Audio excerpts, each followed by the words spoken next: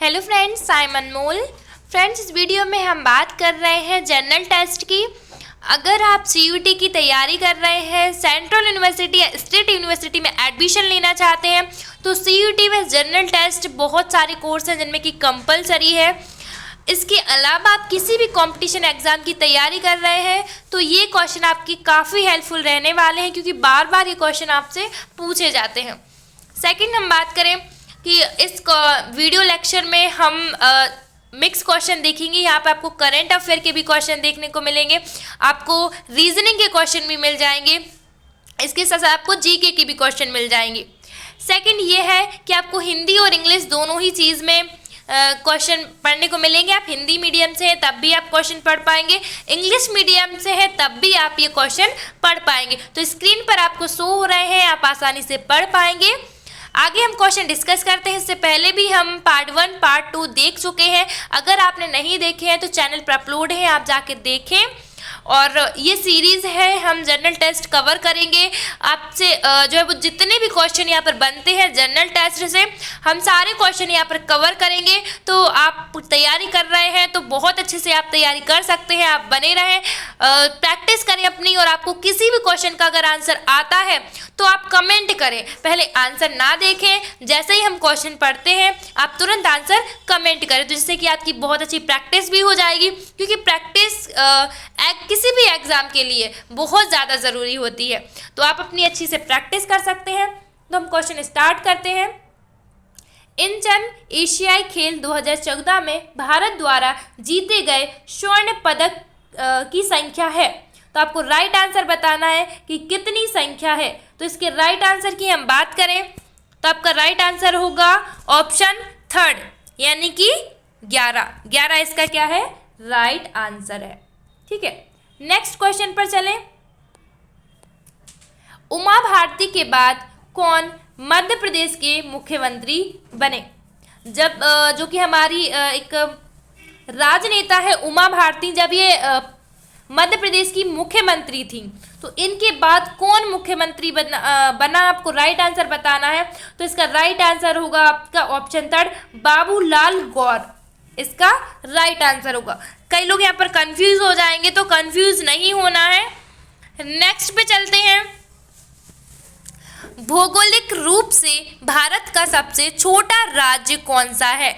तो यहाँ पर आपको सबसे पहले ये चीज़ समझनी है कि आपको क्वेश्चन समझना है कि क्वेश्चन क्या कह रहा है। तो आपको ये नहीं देखना है कि भारत का सबसे छोटा राज्य क्या है, आपको पहले ये देख लेना है कि किस रूप में पूछा गया है। जब आप किसी भी क्वेश्चन को अच्छे से समझ लेते हैं तो आप माने आपने 80% क्वेश्चन सॉल्व कर दिया है। तो सबसे इम्पोर्टेंट होता है क्वेश्चन को समझना। तो हमने समझा कि भौगोलिक रूप से पूछा गया है कि सबसे छोटा राज्य कौन सा है। तो आपका इसकी राइट आंसर की बात करें तो आपका इसका राइट आंसर होगा ऑप्शन 2, गोवा। नेक्स्ट क्वेश्चन पर चलते हैं। लुप्त संख्या चुनकर श्रृंखला को पूरा कीजिए। यहाँ पे आपको जो वो संख्या बताई गई है, तो आपको बताना है कि ये जो संख्या बताई गई है इनमें से नेक्स्ट संख्या कौन सी होगी। तो फ्रेंड्स, आप देख पा रहे होंगे कि यहाँ पर अगर हम राइट आंसर की बात करें तो बहुत ही सिंपल है, बस आपको थोड़ा सा सोचना है। मतलब क्वेश्चन इतने इजी हैं कि हम कह नहीं सकते हैं इतने ही क्वेश्चन इजी आपसे पेपर में पूछेंगे। तो आप यहाँ पर देख पा रहे होंगे एक है, ठीक है। एक का अगर हम घनमूल, आप जानते होंगे घनमूल निकालना आपने क्लास 12 तक सीखा है, बहुत ज़्यादा सीखा है। तो हम यहाँ पे देख पाएंगे 1 की घात अगर हम 3 कर दें या 1 की घात हम 1000 कर दें तब भी हमारा राइट आंसर क्या होगा, 1 ही होगा। ठीक है, सेकेंड अब 64 है। 64 अगर हम 4 की घात 3 करते हैं तो कितना हो जाएगा, 64 हो जाएगा ना, 4 गुणे 4।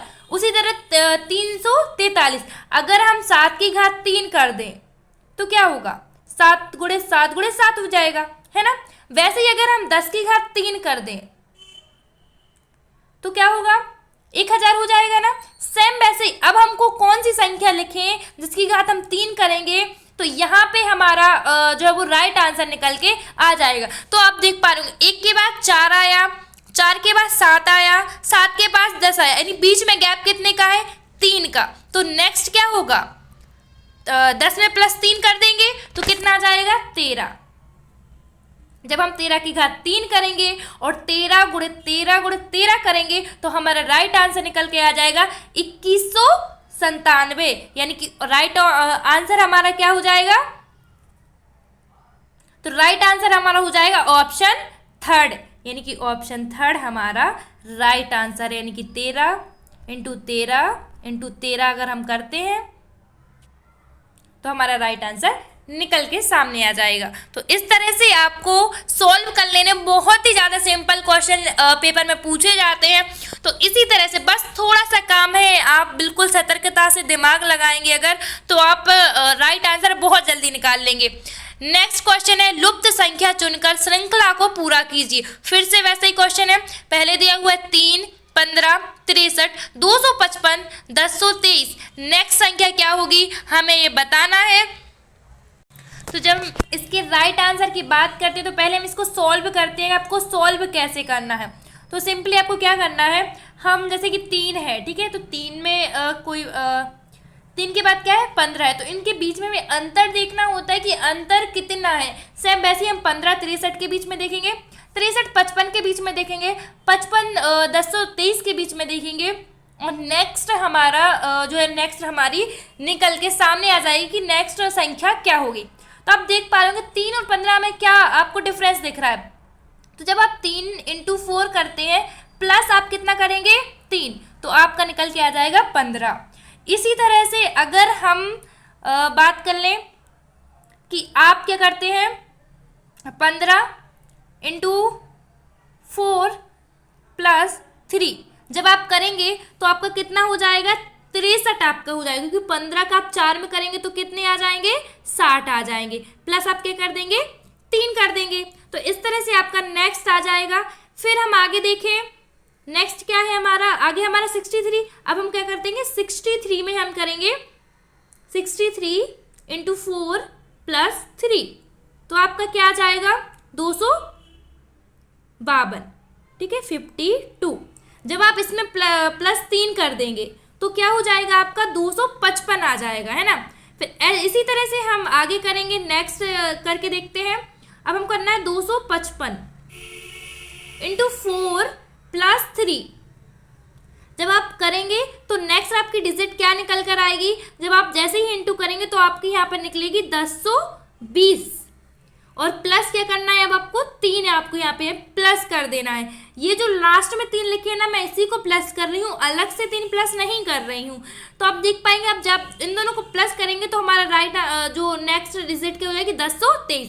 लेकिन अब हमें इसकी नेक्स्ट वाली निकालनी है, तो नेक्स्ट वाली क्या हो जाएगी, नेक्स्ट वाली में आपको क्या कर देना है 1023 इंटू 4 आपको कर देना और प्लस 3। तो आप जब इंटू करेंगे तो आपका राइट जो है वो कितना हो जाएगा, आपको हो जाएगा 4092 आपका हो जाएगा। जब हम इसमें प्लस 3 कर देंगे तो कितना आ जाएगा, नेक्स्ट आपका आएगा 4095 आपका आ जाएगा। तो आपको देख लेना है 4095 कहाँ है, तो आप देख पा रहे होंगे आपका 4095 ऑप्शन ए है, यानी कि फर्स्ट आपका राइट आंसर है। अब हम देख लेते हैं क्या फर्स्ट ही राइट आंसर है, तो नीचे हम देखते हैं आंसर दिए हुए हैं, बिल्कुल फर्स्ट आपका राइट आंसर है। तो इस तरह से आपको थोड़ा सा सतर्कता बरतनी है, जैसे आप थोड़ी सी भी सतर्कता बरतते हैं तो आपको यहाँ पर राइट आंसर बहुत जल्दी मिल जाएगा। तो चलते हैं नेक्स्ट क्वेश्चन पे। सेम नेक्स्ट क्वेश्चन है आपका, लुप्त संख्या चुनकर श्रृंखला को पूरा कीजिए। आपको दी हुई है 12, 15, 21, 24, 30। तो आपको बताना है यहाँ पे क्या है, जो है वो इनमें नेक्स्ट आपकी हो जाएगी। तो बहुत ही सिंपल है, अगर आप यहाँ पे अगर हम देखें कि क्या है, तो देखो 12 है, 12 में अगर हम 3 प्लस कर दें तो कितना हो जाएगा 13, 14, 15, 15 हो जाएगा ना। उसी प्रकार अगर हम 15 प्लस 3 कर दें तो कितना होगा,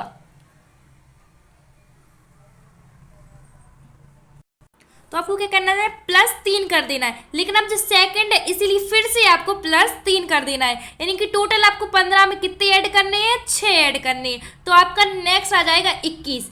अब नेक्स्ट देखते हैं, अगर आप फिर से 3 करेंगे तो क्या हो जाएगा, जब हम 21 में 3 प्लस करेंगे तो कितना आ जाएगा 21 प्लस 3 यानी कि कितना आ जाएगा 24।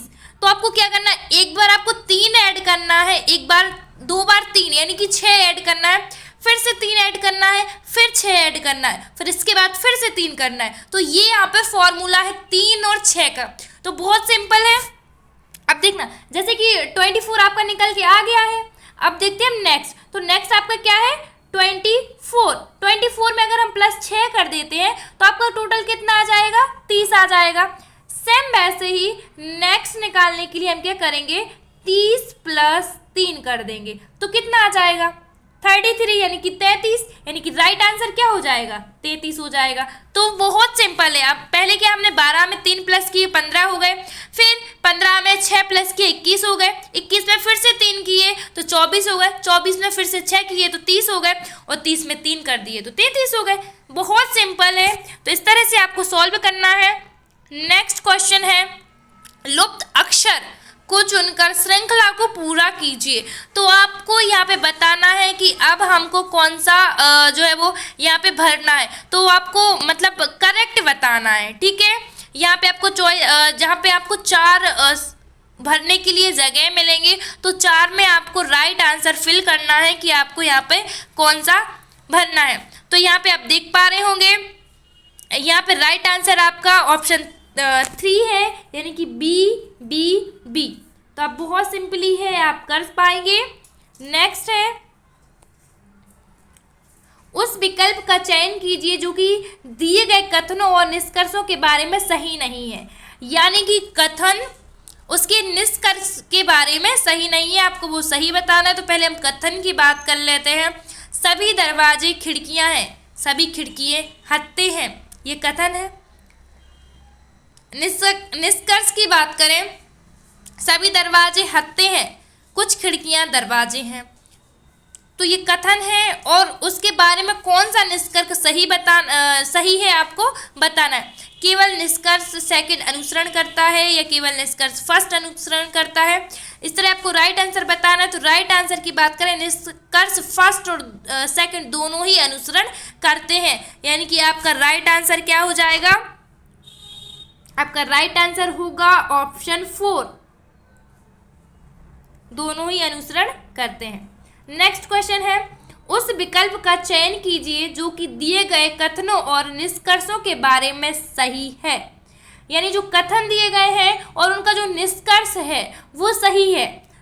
कौन सा सही है या नहीं है तो आपको बताना है। तो कौन सा सही है आपको वो राइट आंसर देखना है जो कि सही है। तो पहले देखें सभी कुत्ते बिल्लियां हैं, कुछ बिल्लियां चूहे हैं। तो पहला ये कह रहा है कि सभी कुत्ते बिल्लियां हैं, मतलब बिल्ली है, और कुछ बिल्ली चूहे हैं। तो इसका निष्कर्ष देखें, कुछ कुत्ते चूहे हैं, चूहे जो बिल्ली है कुत्ते नहीं है। तो कौन सा यहाँ पर अनुसरण करता है हमें बताना है। तो इसका राइट आंसर देखें, ना ही इसका निष्कर्ष फर्स्ट सही है और ना ही निष्कर्ष सेकंड सही है। तो इसका राइट आंसर क्या हो जाएगा, आपका इसका राइट आंसर हो जाएगा ऑप्शन 3 आपका राइट आंसर हो जाएगा। यानी दोनों ही अनुसरण नहीं करते हैं, ठीक है। नेक्स्ट क्वेश्चन पर चलते हैं। उस विकल्प का चयन कीजिए जो कथन और निष्कर्षों के बारे में सही नहीं है। तो कथन है आपका सभी शेर पुरुष है, सभी शेर पशु हैं। सेकंड है सभी बाघ पशु हैं। इसका निष्कर्ष की बात करें तो सभी बाघ शेर हैं, कुछ पशु बाघ नहीं है। तो कौन सा अनुसरण करता है आपको राइट आंसर बताना है। तो इसका राइट आंसर होगा आपका ऑप्शन 3 आपका राइट आंसर होगा। ना ही निष्कर्ष फर्स्ट और ना ही निष्कर्ष सेकंड अनुसरण करते हैं। तो ये आपके राइट आंसर होंगे। इस तरह फ्रेंड्स हमने जो है वो 3rd पार्ट कंप्लीट किया। आज के क्वेश्चन हमने देखे। ऐसे ही नेक्स्ट पार्ट में हम आगे के क्वेश्चन डिस्कस करेंगे। तो चैनल पर अगर आप नए हैं तो आप चैनल को सब्सक्राइब करना बिल्कुल ना भूलें। इसके साथ साथ आप जिस भी कोर्स की तैयारी कर रहे हैं हमें कमेंट करके ज़रूर बताएं। अगर किसी भी क्वेश्चन में आपको कोई चीज़ समझ नहीं आती है तो आप हमें कमेंट करके कमेंट बॉक्स में ज़रूर बताएं। मिलते हैं नेक्स्ट वीडियो में न्यू जो है वो क्वेश्चन के साथ। चैनल पर बने रहें।